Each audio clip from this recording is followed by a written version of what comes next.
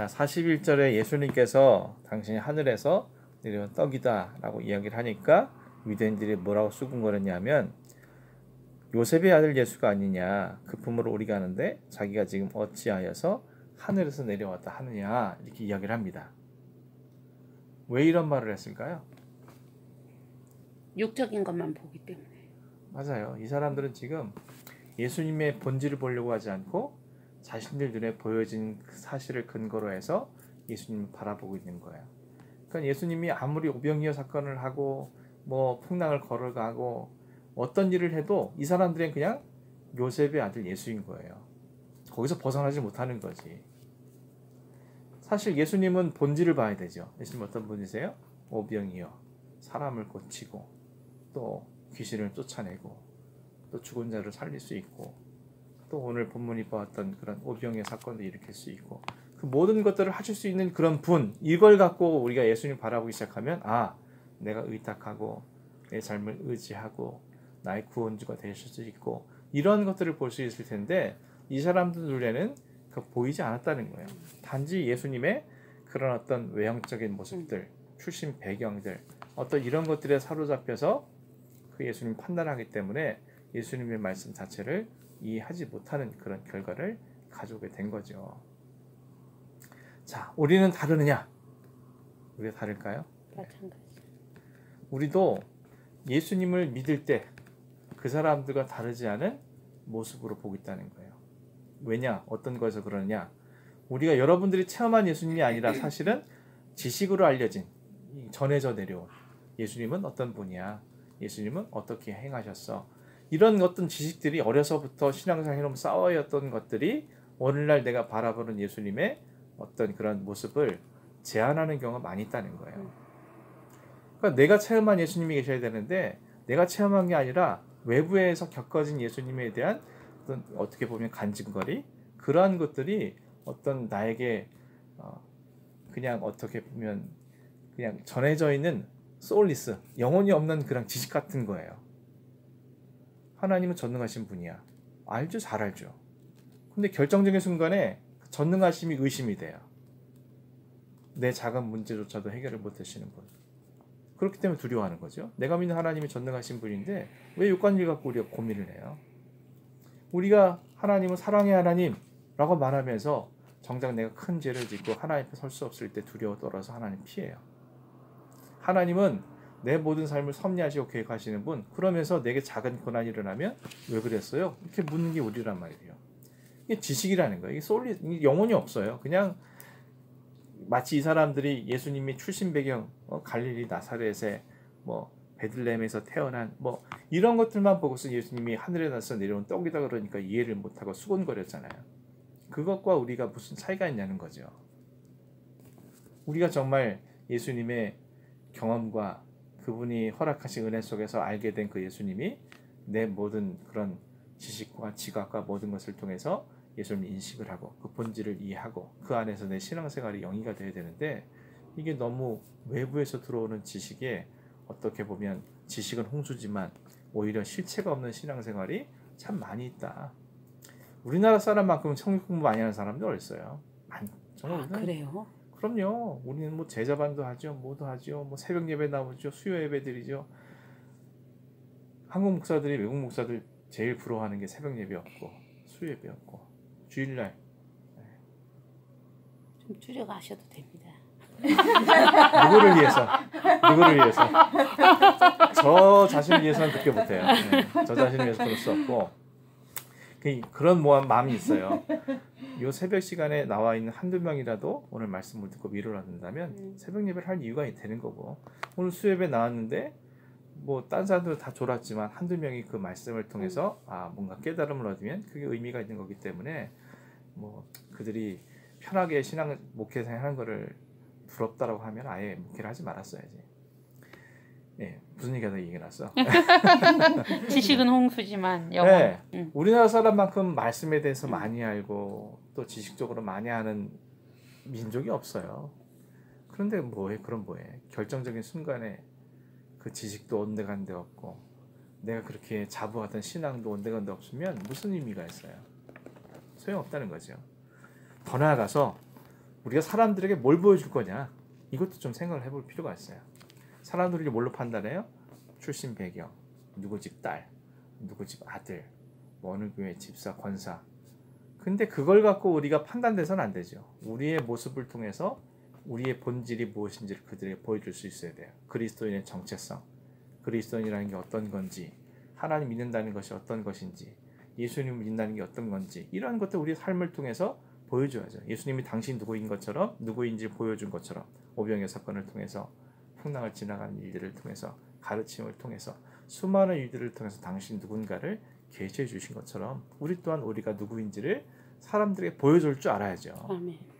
사람들한테 보여주는 뭐 어디 뭐 하는 사람, 어디 선생님, 뭐 하는 사람 이렇게만 알려지면 비참하지 않아요? 뭐가 틀려요? 세상 사람들하고 다르지 않잖아요. 그러니까 우리의 본질이 뭔지를 보여줘야 돼.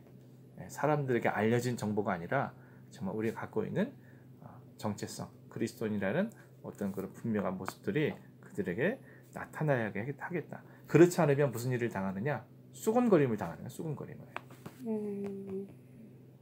사람들이 수군거리잖아요. 예수 믿는 사람들 보고. 그렇지 않습니까? 얼마나 비참한 일이에요. 사람들이 수근수근거리잖아요. 말로는 예수 믿고 말로는 사랑한다고 말하고 그러면서 사람들은 온갖 인터넷을 통해서 수근거리고 또 안 믿는 사람들끼리 뭐 수근거리고 얼마나 그게 창피한 일이에요. 그러니까 수근거림을 당하지 말아야지 우리가. 네. 예수님 물어보셨어요? 왜 수근거리니 너희들? 그러면서 당신에 대해서 말씀하시죠. 나를 보내신 아버지께서 이끌지 아니하시면 아무도 내게 올 수 없다. 그리고 나한테 오는 사람들은 마지막 날에 살리게 될 거야. 살아난다. 그렇게 이야기를 하셨어요.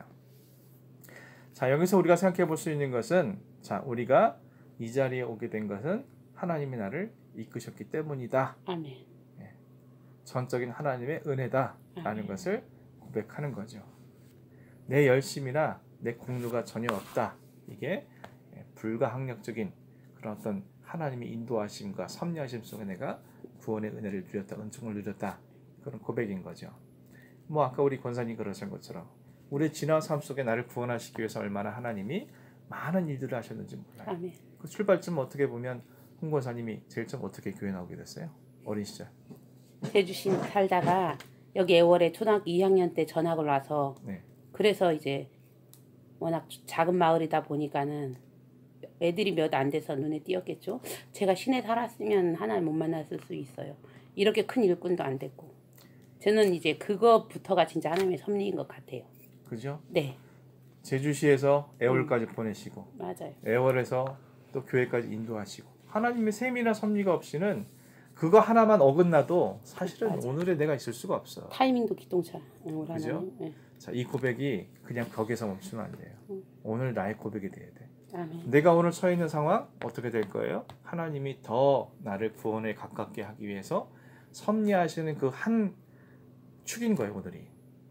그런데 내 마음에 안 든다고. 내가 정말 힘들다고.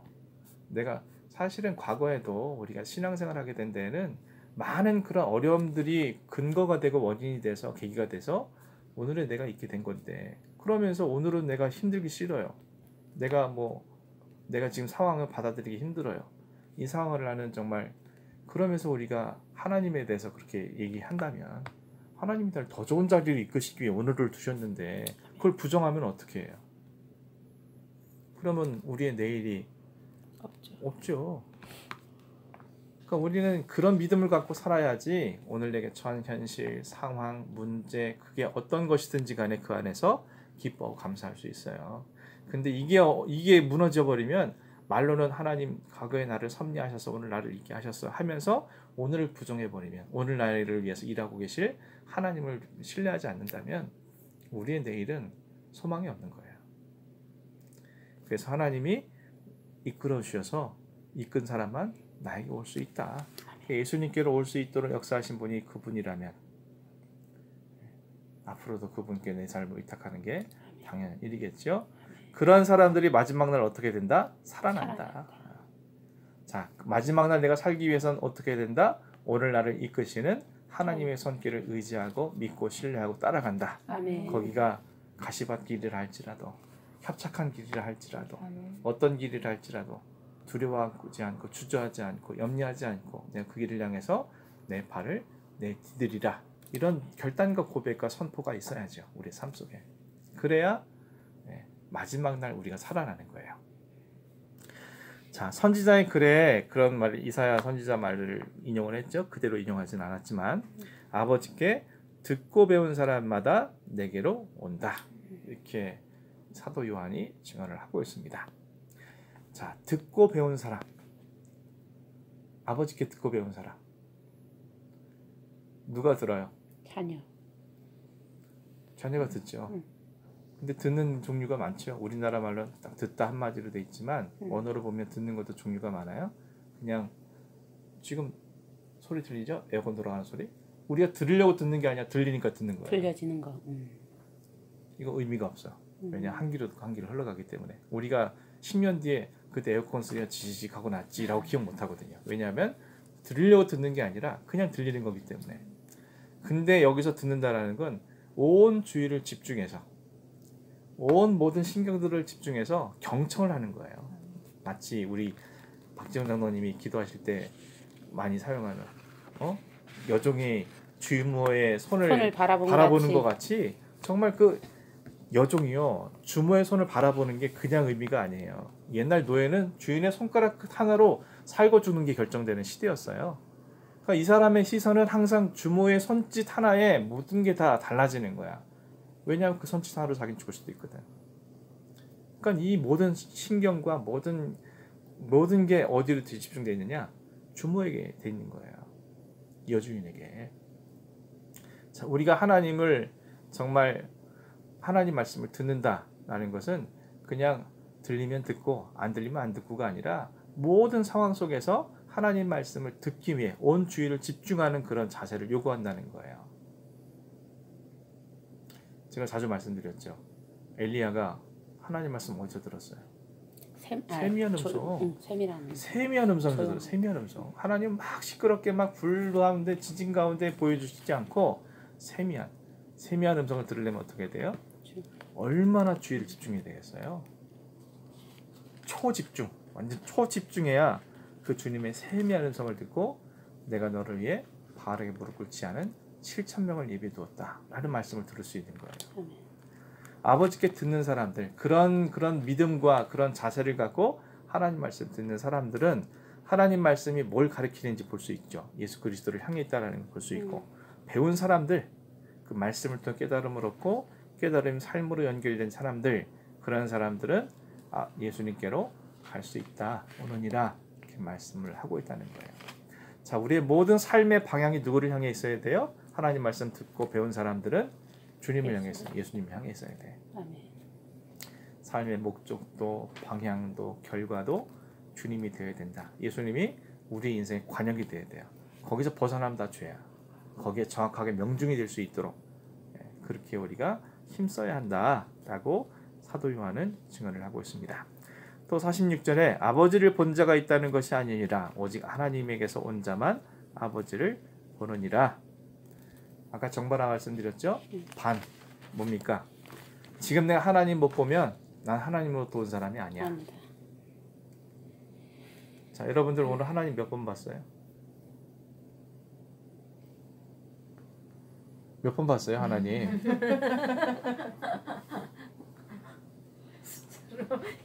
숫자가 아니라 아니 알잖아. 내가 오늘 하루 벌써 오늘 20분이지.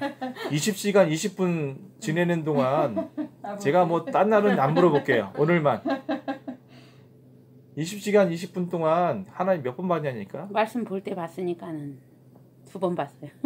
말씀 2번만. 딴 때는 아들을 보면서도 하나님 볼 수 있어야 되고, 그리고 옆 사람 보면서도 하나님 볼 수 있어야 되고, 뭘 볼 때마다 하나님 보여야 된다니까. 하나님 얼굴이 보인다는 게 아니라 하나님의 마음 속성, 하나님의 계시, 하나님의 말씀 모든 게 다 나타나야 돼. 그래야 내가 하나님께로부터 온 자인데 잊어버려요. 하루 종일 하나님 어디 계신지 찾지도 않고 하나님 보려고도 하지 않고, 그러면서 우리가 하나님께로부터 왔다라고 말할 수 있겠냐는 거죠. 도대체 저는 목사인 게 얼마나 다행인지 몰라요. 늘 보시죠. 저는 하루 종일 보기 싫어도 봐야 돼. 하나님 무슨 말씀이에요? 이거 뭐라고 얘기해야 돼요? 뭘 가르쳐주고 뭘 전달해야 되죠? 저는 이게 얼마나 큰 복인지 알 수 없어요. 맞아요. 물론 돈도 없고 맨날 마이너스로 살지만 얼마나 행복한지 몰라요.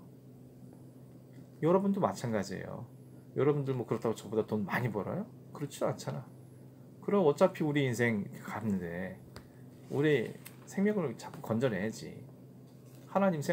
하나님께로부터 온 자는 하나님 볼 수 있다고 그러는데 내가 하나님 못 보면 난 누구야? 어디에서 온 거예요? 어디를 가고 있는 거예요? 모르잖아요, 그거를. 그것만큼 정말 비참한 인생이 어디 있어요? 내가 정말 하나님이 나를 부르시고 택하셔서 하나님 자녀 삼으셨다라는 것을 믿는다면 하나님 봐야 되자고. 아멘. 찾는 자에게 보여주신다잖아요. 왜 안 찾아? 찾기만 하면 보여준다는데 왜 안 찾는 거야 도대체? 진실로 진실로 너희 이르노니 믿는 자는 영생을 가졌다. 여러분 믿죠? 아멘. 영생 가지셨어요? 아멘.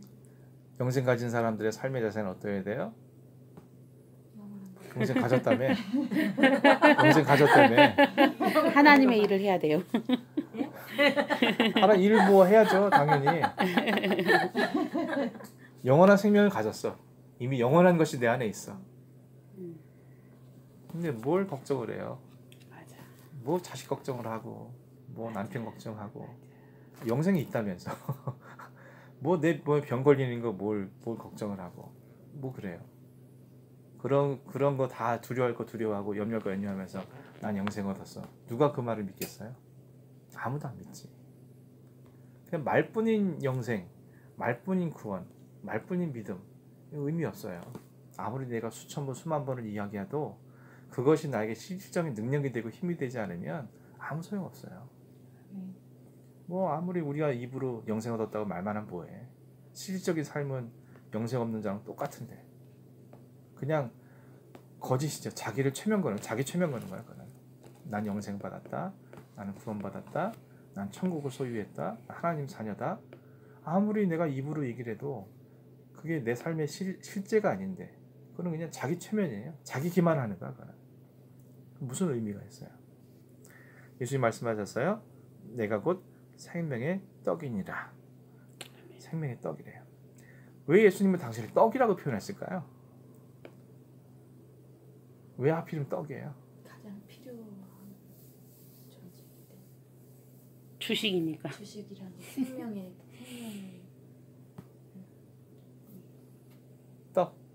떡 먹고 살죠. 육신의 떡과 영의 떡. 네. 그 육신의 떡도 마찬가지고 영의 떡도 마찬가지고 떡이라는 그 자체 그 존재 이유가 우리에게 에너지, 생명, 우리를 살게 하는 그런 어떤 역할을 하는 거잖아요. 그런데 예수님은 당신이 생명의 떡이래요. 예수님을 통해서 우리는 생명을 얻을 수 있고 예수님을 통해서 에너지를 얻을 수 있고 그 에너지를 갖고 예수님이 살 수 있고 이것이 다 이제 하나로 이야기를 하고 있는 거죠. 근데 광야에서 사람들은 만나를 먹었어요. 그때 죽었어요. 왜 그랬느냐? 왜 죽었을까요?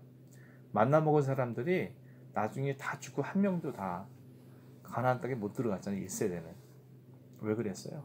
불평함.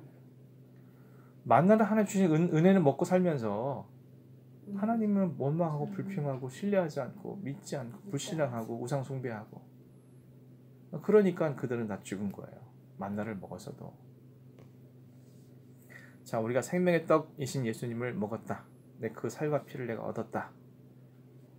우리가 성찬식 때마다 제가 하는 말씀이긴 하지만은 살과 피를 먹었으면 그걸 갖고 내가 생명을 얻었으면 사도 바울의 고백이 있어야지. 갈라디아서 2장 20절 말씀. 내가 그리스도와 함께 십자가에 못 박혔나니 그런즉 이제는 내가 산 것이 아니요 내 안에 그리스도께서 사신 것이라. 내가 육체 가운데 사는 것은 나를 사랑하사 나를 위하여 자기 몸을 버리신 하나님의 아들을 믿는 믿음 안에 사는 것이라. 끝까지 해야 돼. 네, 맞아요. 그게 예수님의 살과 피를 먹은 자의 삶이어야 돼. 아멘. 그 예수를 통해서 생명 얻고 그 예수의 힘을 갖고 살아가고 그 예수를 위해 살아가는 존재라면 그런 신앙 고백이 늘 내 입술을 통해서 정말 우리 암송하시는데 입버릇으로 나와야지. 그렇게 우리 삶을 통해서. 아멘. 이 떡을 먹는 사람은 죽지 않는데요. 떡 먹는 사람은 죽지 않는다. 다른 사람들은 다 떡 먹고 죽지만 뭐 얼마나 좋은 떡을 먹는지 알 수 없지만 어쨌든 죽어야 다.